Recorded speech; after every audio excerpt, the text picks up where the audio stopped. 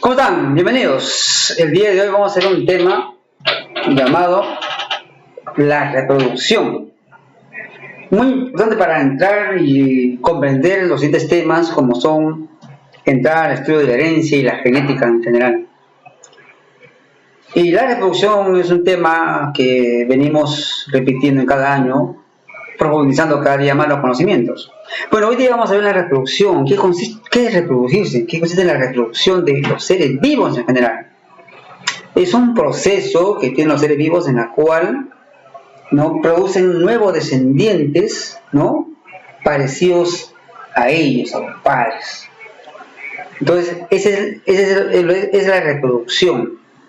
A lo largo de los años, la reproducción se ha venido manteniendo para perpetuar la especie de cada ser vivo. Muy bien, tenemos en general dos tipos de reproducción. Uno que es de tipo sexual y otro que es asexual. Dos tipos de reproducción, ¿no? Asexual y sexual. Vamos a ver la diferencia entre cada uno de ellos, ¿está bien? A ver. Luego acá vemos asexual y aquí es sexual.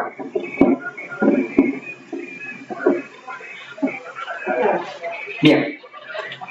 Entonces, asexual y sexual. La palabra asexual y la palabra sexual. Vamos a ver en qué se diferencia. ¿Cuándo es sexual? Asexual, perdón. Asexual es una reproducción cuando interviene solamente un progenitor. Un progenitor es el que da vida a los descendientes. Cuando es de tipo sexual, intervienen dos progenitores de sexos distintos, de sexos diferentes, como es hembra y macho.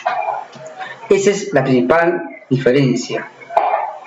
Otra diferencia tenemos es que en la célula, en la reproducción asexual, van a intervenir las células somáticas, ¿no? ¿Qué significa células somáticas? Son células del cuerpo, de nuestro cuerpo, somáticas del cuerpo.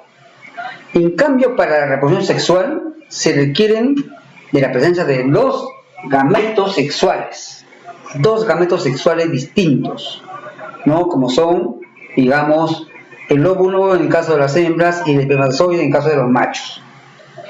Ahora, veamos en cuanto al contenido de sus cromosomas. Las células somáticas tienen doble material genético, ¿cierto? Entonces la vamos a poner 2N. Vamos a poner así, 2N. Y como son 2N, también la vamos a llamar diploides, ¿correcto? Diploides. En cambio, los gametos sexuales contienen la mitad, ¿cierto?, de la información genética, tiene la mitad, perdón, de los cromosomas. Entonces será solamente N. Y estos serán haploides, ¿cierto? Se llaman haploides.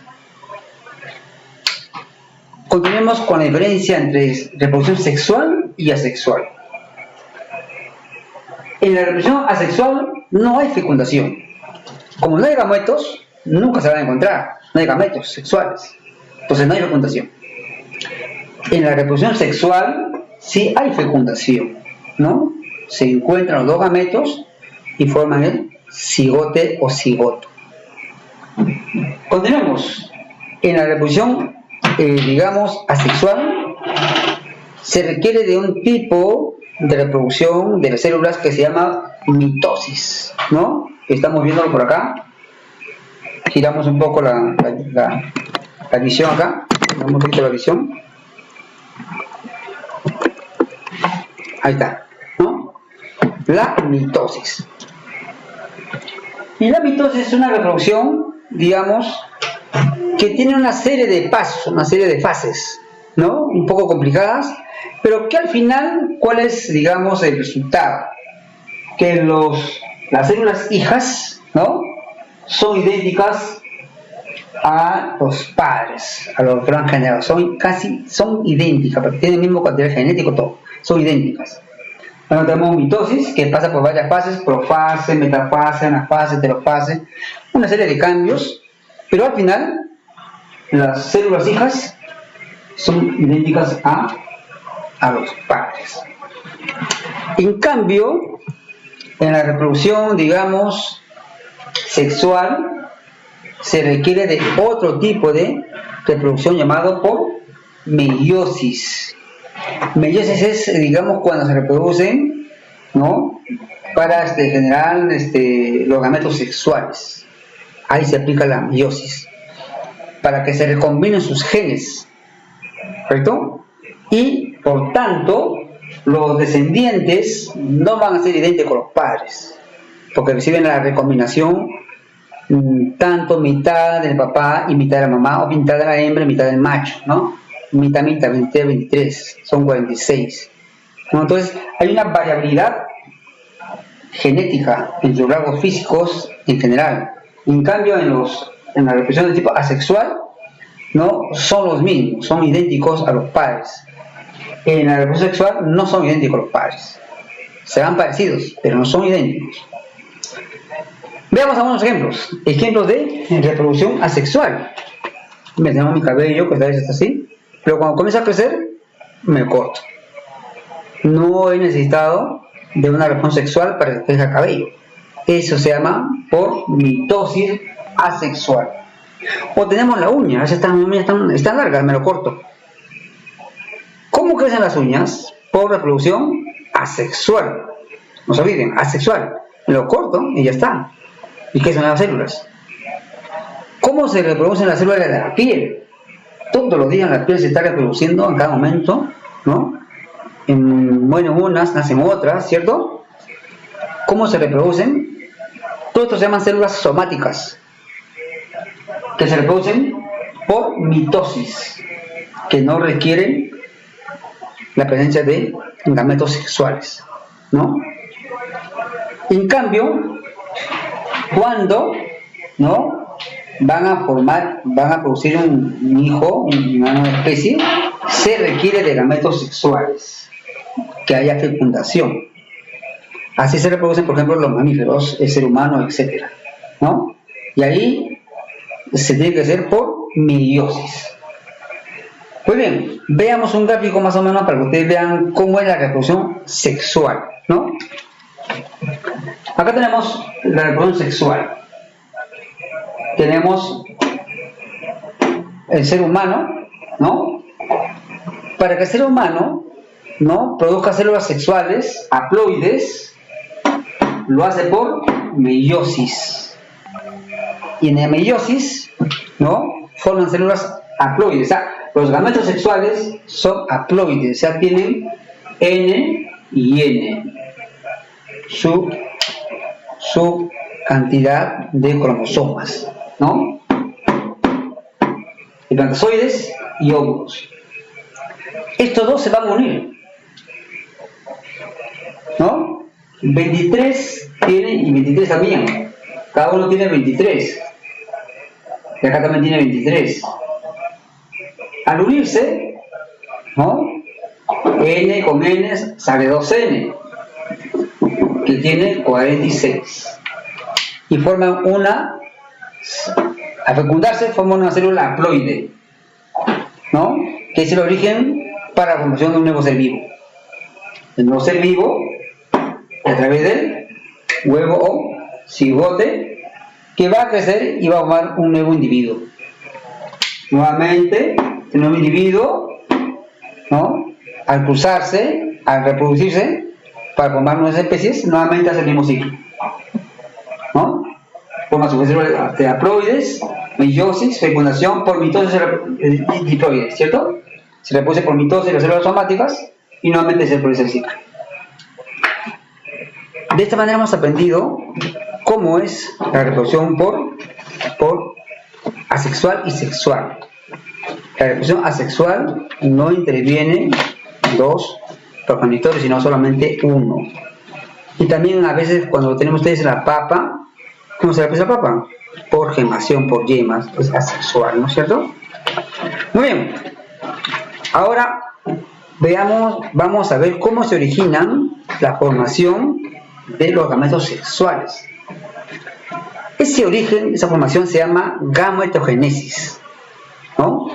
Y vamos a hacer un pequeño cuadro para comprobarlo, porque tiene tiene su, digamos, su proceso, ¿no? Y vamos a ver, para compararlo, vamos a ver en qué consiste, ¿eh?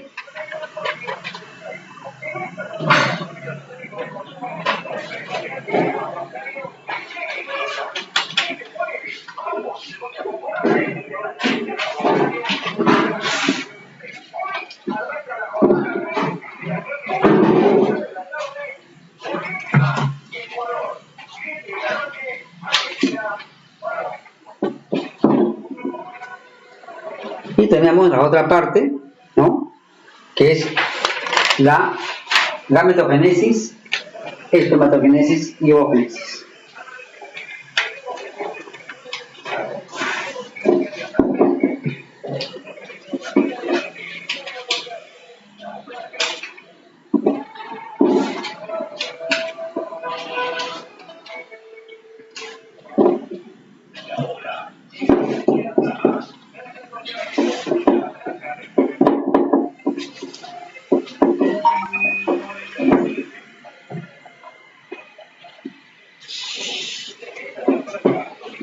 Bien, hemos borrado para que no nos pueda distraer lo que está escrito al costado y podemos explicar de la mejor manera esta comparación entre lo que es la gametogénesis. ¿Qué cosa es la gametogénesis? Es realmente la formación de los gametos sexuales tanto en la hembra como en el macho.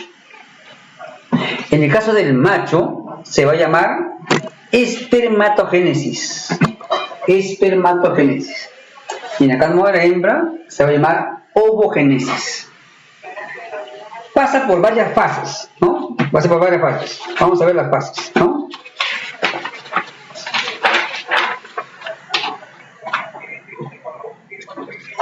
Bien, acá hemos resumido las fases y son parecidos tanto en la primera, en el macho, como en la hembra.